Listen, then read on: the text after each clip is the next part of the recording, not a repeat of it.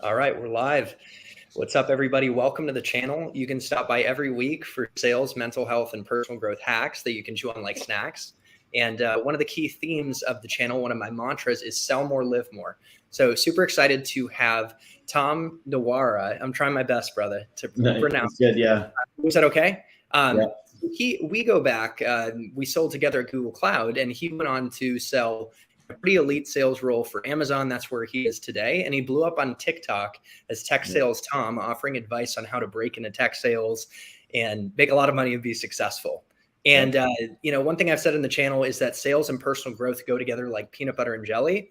And it's amazing as you succeed in tech sales, how it spills over into other aspects of your life. So we're going to focus a little more on the sell more piece today.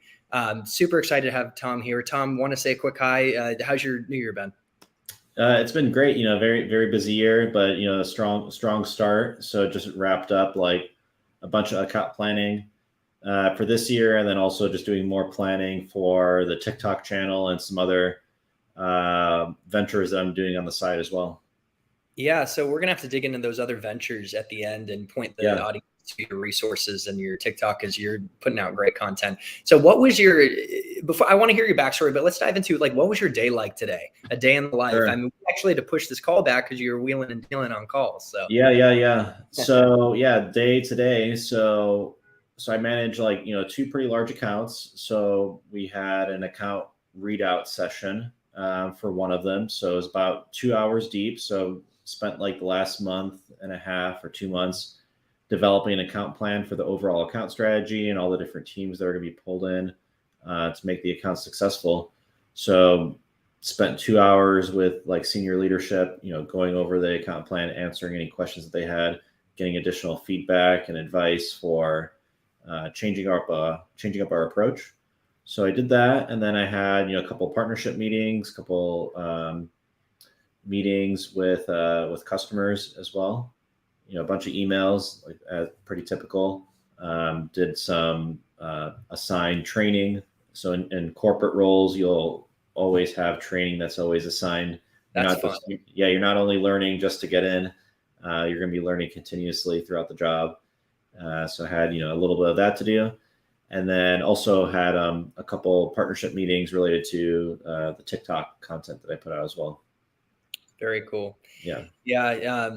One thing I love about tech sales is it does enable other passions and getting into other businesses to really go down the path of financial freedom. I know someone on our team, well, I didn't know him, but I think someone from Google Cloud went on to create this business renting out, obviously, Airbnbs, making I don't know if he makes 30K a month, and he's got a YouTube channel, and you're doing this amazing stuff on TikTok. And so it's just great to see that in tech sales, you can have other passions and entrepreneurial endeavors outside of work in the day-to-day.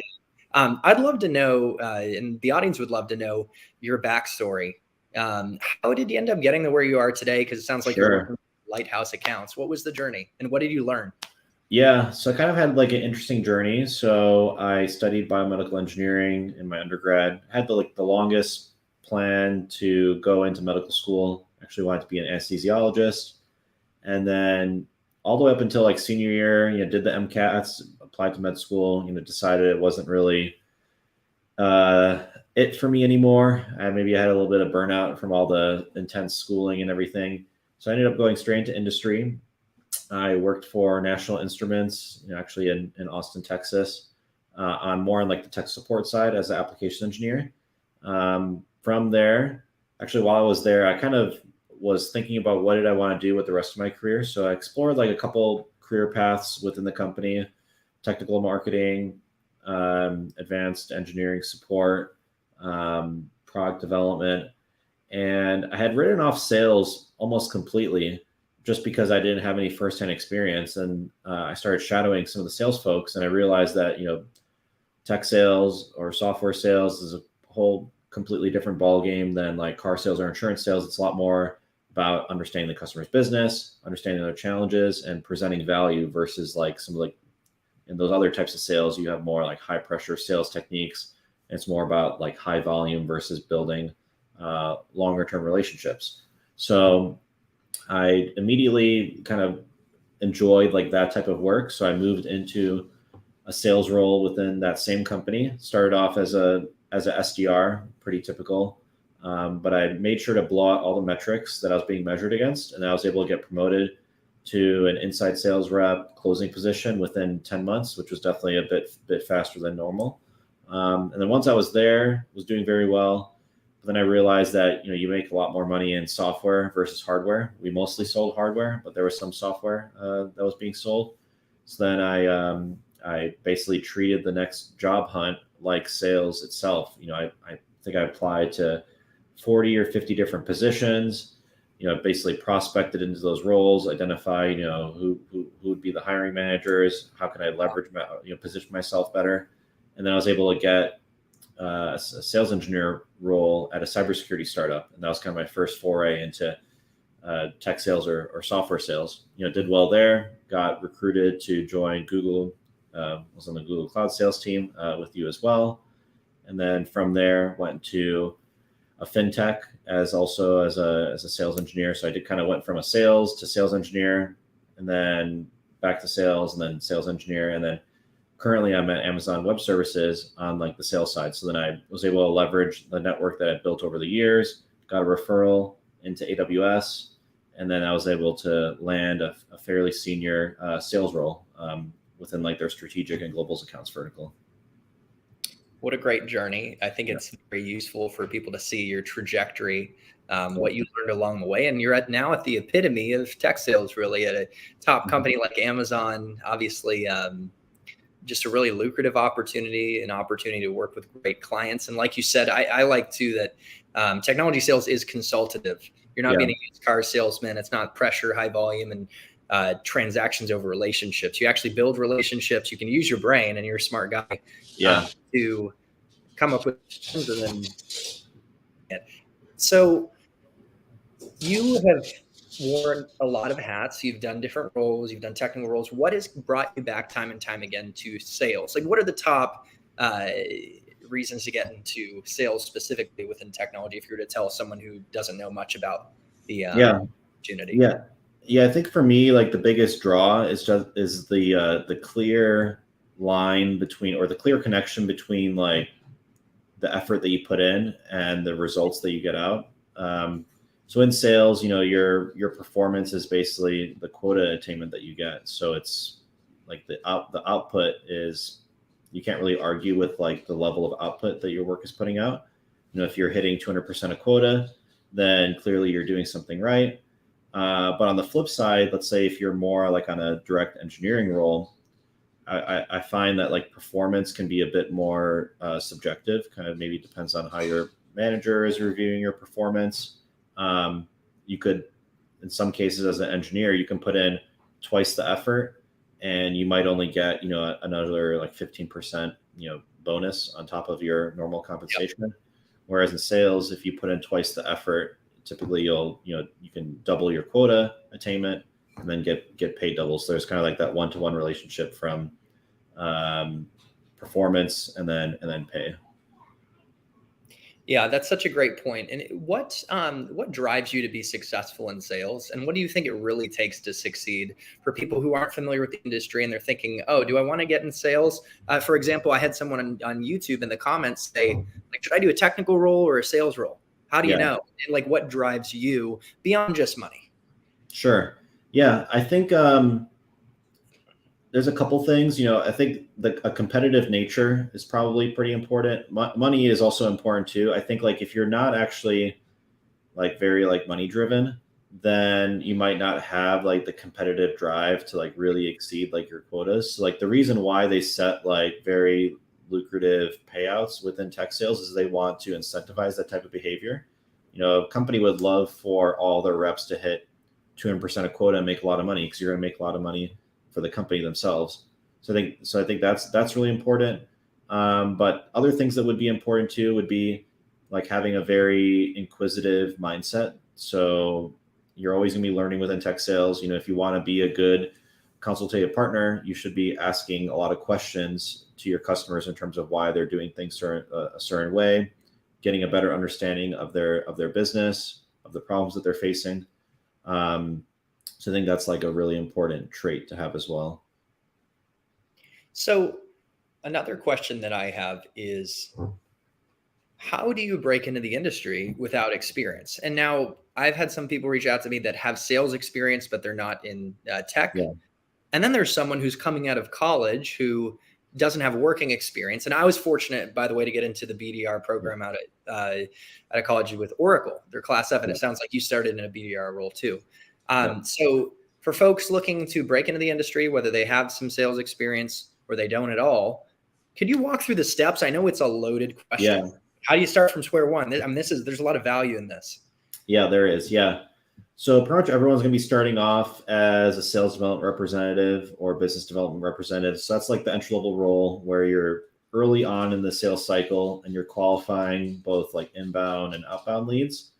And that's going to be the path, even for people that have, let's say, 5+ years of sales experience in like car sales or insurance sales or other types of sales. I think it's like almost always in your best interest to start off at that level. In some cases, you might step back a little bit in terms of pay, but these roles will still pay between 60 and 100K OTE, which compared to other sales roles, like for example in car sales, you might be able to make more than that in some cases, but it shouldn't be like too big of a step back. And also, if you're in this role and you have like that prior sales experience, what I've seen is that you're in a better position to get promoted earlier versus later into like the next level roles as an account executive. So as opposed to maybe being on like that 18 to 24 month promotion timeline, you might be closer to 12 months or 14 months to get promoted. So I would say treat that first role almost as like as an apprenticeship, where you're learning a lot of like the core sales skills that are going to carry you through the rest of your career. So that's definitely the role that you're going to want to target.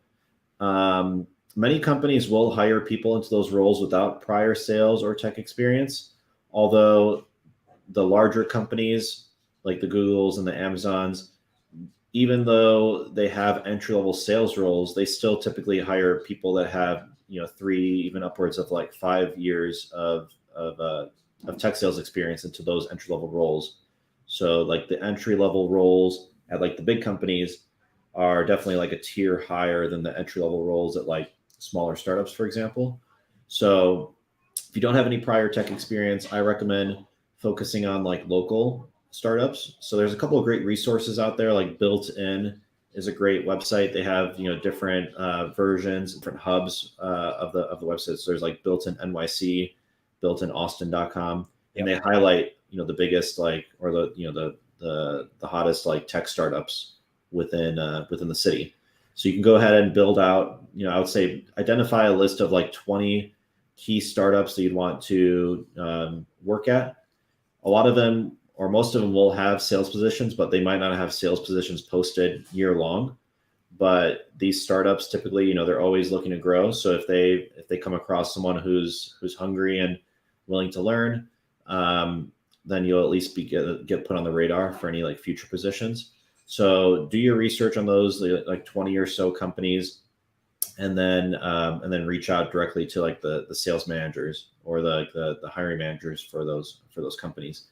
And then to also like prepare yourself, you'll definitely want to build out a LinkedIn profile. So especially like if you're not in like tech, you might not have a LinkedIn profile. So that's gonna be really important. Employers, I would say, look at your LinkedIn profile more often than your resume nowadays. So it's important to build that out. And there's a couple like free certifications that you can get. Salesforce has a great SDR certification course that's completely free. It's on Coursera. You can check that out. And then there's a bunch of other like free resources. Like for example, on my TikTok page, I have like a playlist of like get into tech sales with a bunch of tips on how you can get in there. And then you can go all the way up to doing like a full like 8 to 12 week sales boot camps. So just like how they have coding boot camps, they have those for sales as well. So it kind of depends on like the level of handholding that you need to get into these roles. Man, what a great answer. Really went in depth. And can you share with me afterwards that link to your TikTok? And I'll put that in the description to make sure people can see your TikTok, because there's so many great things. And that post specifically sounds really helpful. Yep. So, I remember getting into the BDR role at Oracle. You're exactly right. I made it within the threshold you described. I hit my number a little over. I made about 75K, but then Yeah. the next year got promoted to an inside role and it broke into the six figures. And so Yep. that was, you moved fast too, right? Yep. And so the question is, a lot of people ask, how fast can I make six figures? And Mhm.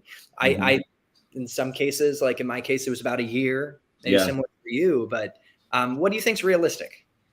Yeah, it nowadays, actually with inflation, I've been seeing companies offer SDR positions at 100K.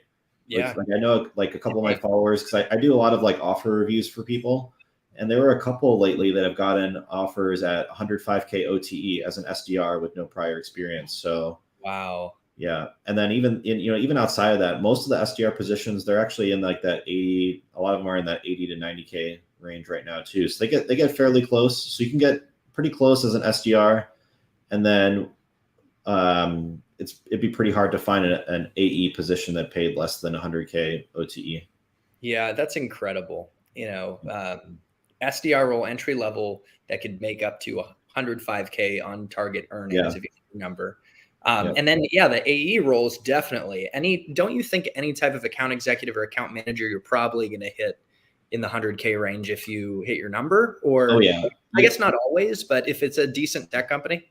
Oh yeah, absolutely. I mean, for like SMB AE, base salary can be anywhere, from 60 to like 100K, and then you're typically on like a 50-50 split.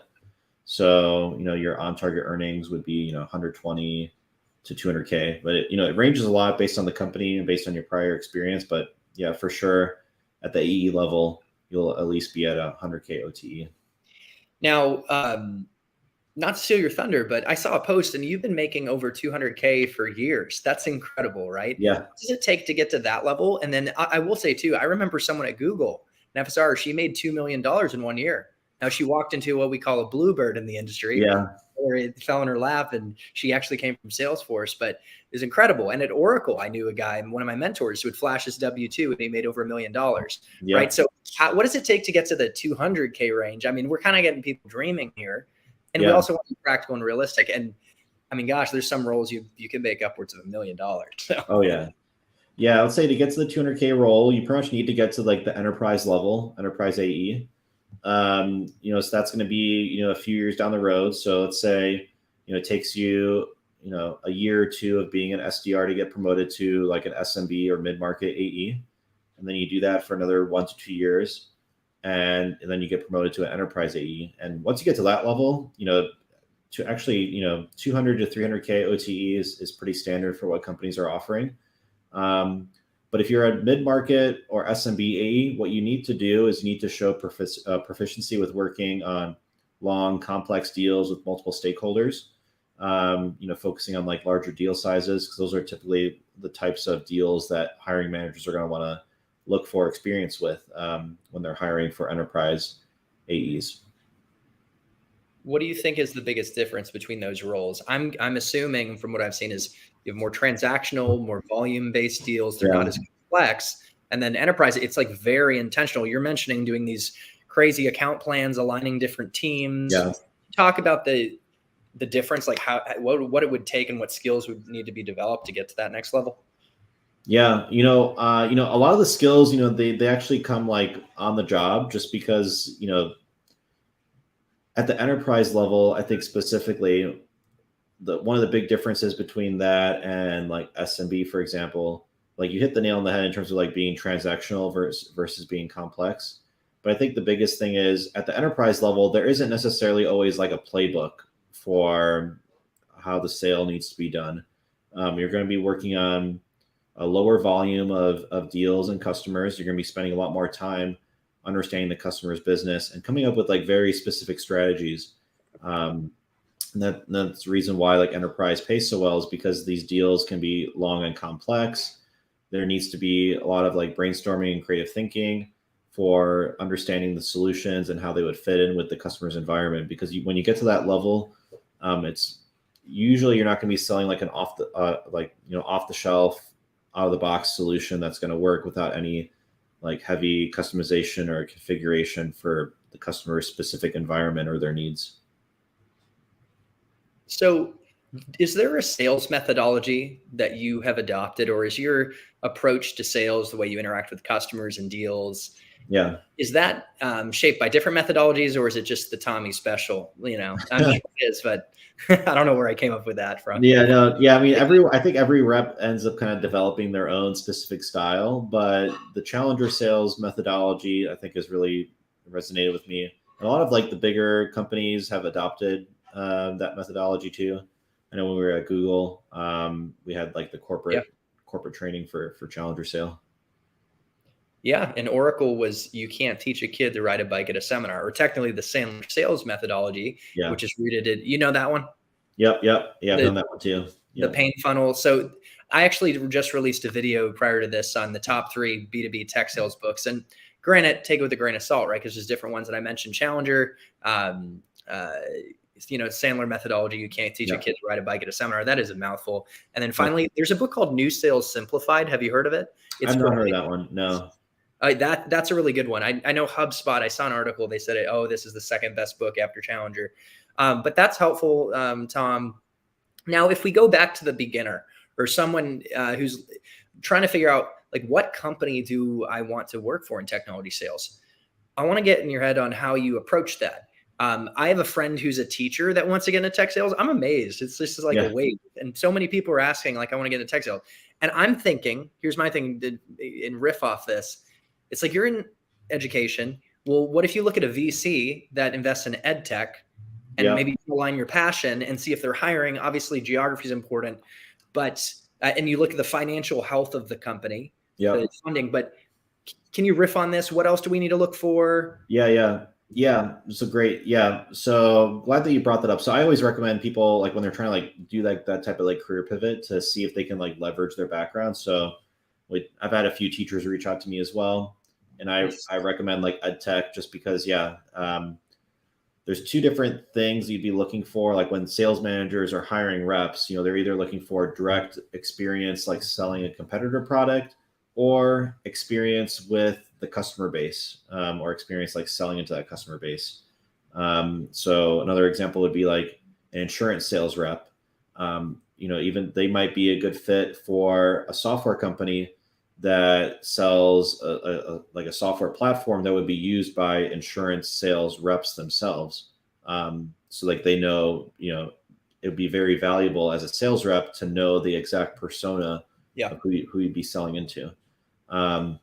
So there should always be something that you can leverage from your background. Like that's kind of like what I did with my career jumps. I didn't jump, when I went from company to company or role to role, I made sure that I was like building upon my experience. So that way, even though I was going into like a new industry, there was still some overlap with the prior experiences that I had, and I was able to move myself up the ladder that way.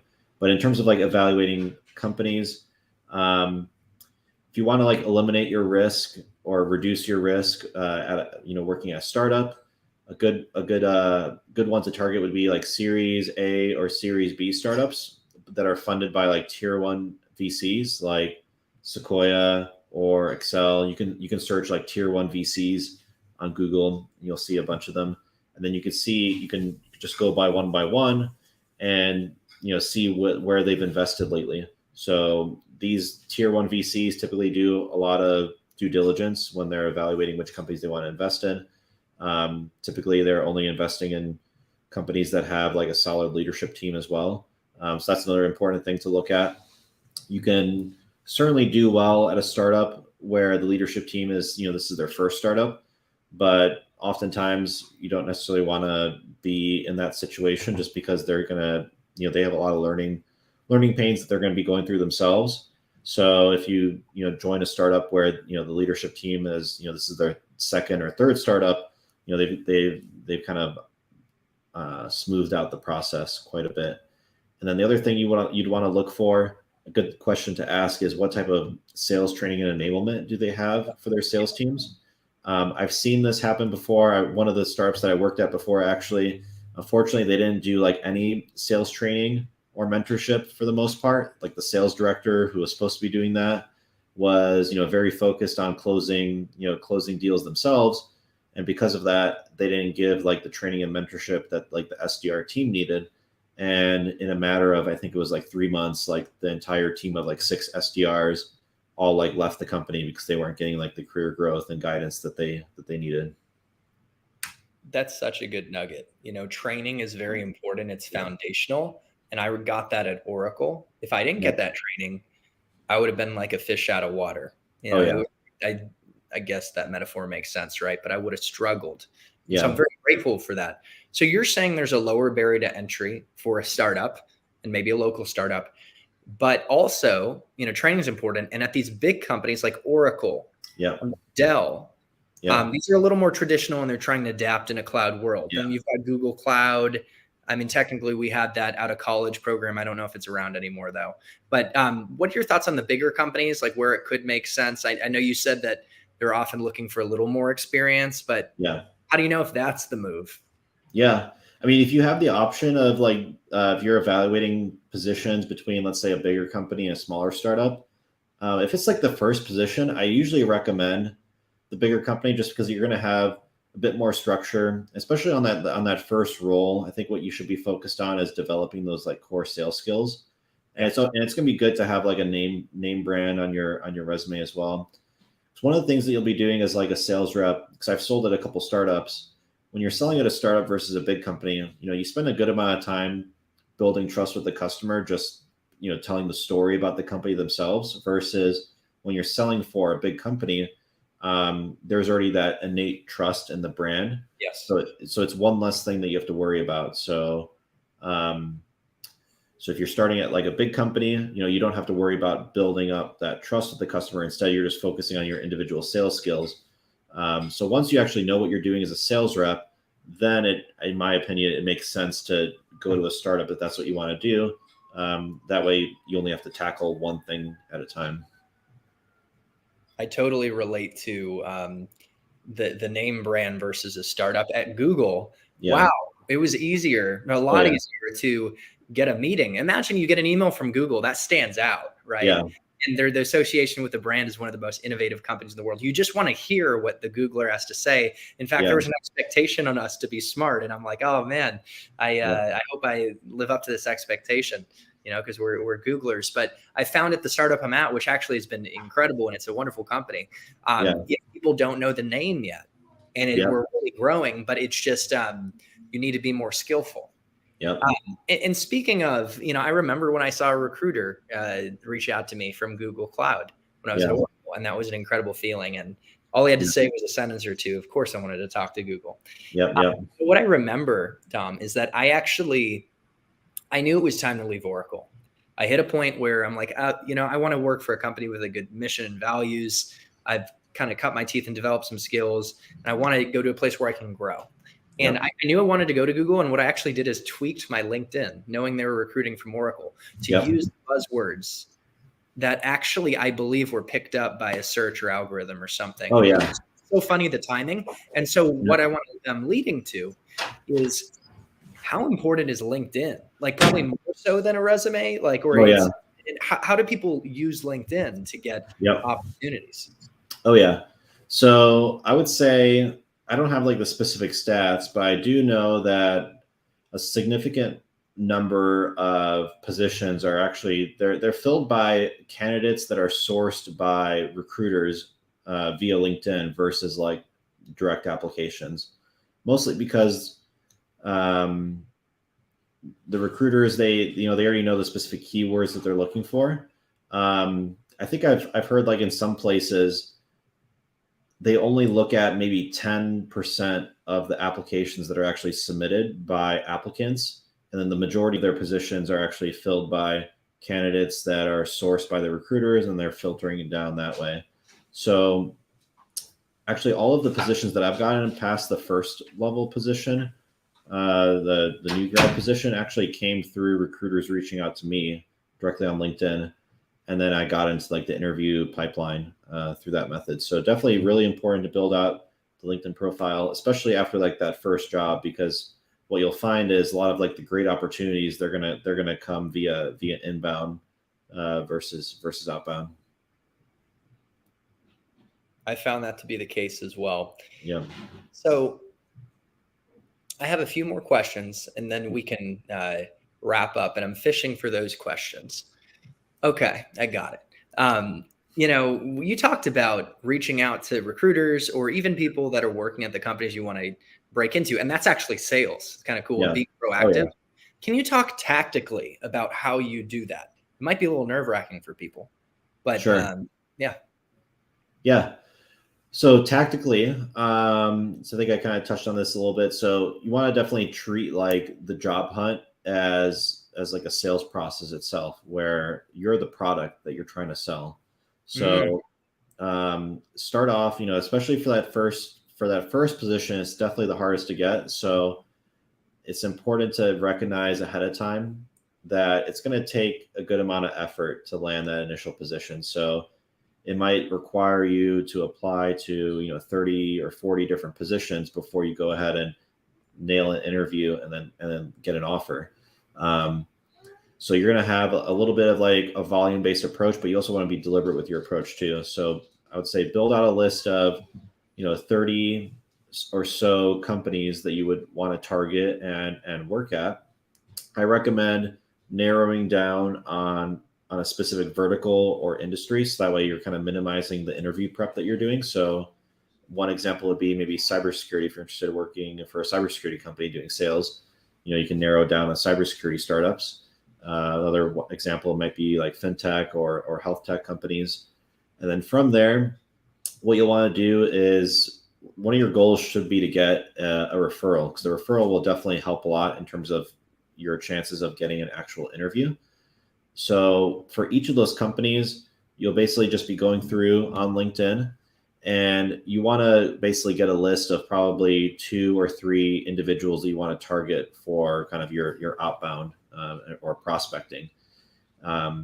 So some good characteristics of individuals to try to like connect with and target would be perhaps individuals at that company that went to the same college that you went to, that maybe went to the same, or came from like the same hometown or same home state.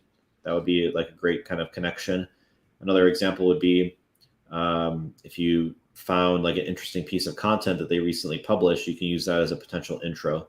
So what you want to do is you want to have some sort of like hook.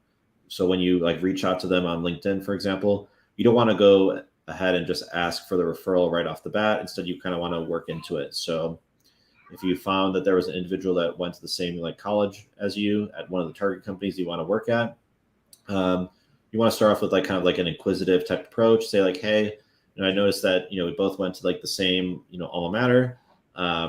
Been exploring this tech sales career path. Wanted to hear about your experience at company XYZ. So keep it fairly short, fairly concise, but have some sort of like connection that you're trying to build there. And your goal should be to perhaps like set up maybe like a 15-minute Zoom call or Google call, just to go ahead and learn about their experience at the company, and then also just learn about maybe like the hiring process and what that would look like. And then at the end, you can make the do the ask for a referral. And in my experience, most people are usually pretty open to providing a referral, unless like you just have like a really bad approach, or might not be like you're just like totally a bad fit for the company for some reason. Yeah, and I had a guy reach out to me that wanted to work for Google, and he was very flattering and Yeah. humble, and he made it warm. I always say relate like a rock star. He Yeah. found some personal ties like you're describing. But Yeah. the advice I gave at the end of the day, he wasn't quite ready. Like Google Cloud, you really do have to match the job description or what they're Yeah. looking for. It's hard to like stretch. Some roles you could like get Yeah. a shot where you're not qualified. But I said, hey, maybe you could look at a company like Oracle that Google recruits from, and you get some Yeah. training, et cetera. But that was an example, and I really appreciated him and the way he approached it. And people are willing to talk. So I have like maybe 2 to possibly 3 tops more questions. Sure. And what were the questions? Huh. Let's see. Man, it's a beautiful sunset here in Austin, Texas. Yeah. I don't know if here, check it out, Tom. This is my Yeah, it's already pitch dark here. Yeah, yeah. nice. I'm stalling. Okay, I got it. Yeah. Yes. So when it comes to interviewing, you got an opportunity. Just obviously we can't dive into a whole process like the Google process, pretty extensive, or Amazon's even more intense. Yeah. Gosh, but high level advice for handling interviews in tech sales. Yeah. So couple key points. One, of course, you should be able to speak to anything that's on your resume in detail. So anything that's on your resume is, open for additional scrutiny or additional like follow-up questions. So you should definitely be able to speak to all of that. At a high level, in terms of like company prep, you should have a good understanding of the company's history and background, perhaps even like, the founding team. You should know like an overview of the product portfolio, understand what their key customer base is, understand who the other competitors are within the space. I would say that's kind of like the base level of knowledge that you should have when you're prepping for these roles, especially as an SDR at these companies. If it's like a more senior role, then obviously they're going to probably ask you more industry specific questions in terms of knowledge within the space. But for the entry level role, that would be like a good starting point. Perfect. So another question I have is a funny one. How do you rule out that tech sales is not for me? Because, it can be a grind. You talked about even approaching the recruiting process like sales, and you might have to apply to 20 companies. Yeah. And how do you know if it's not the right fit? Sure. I would say, aspects of sales? Yeah. I would say,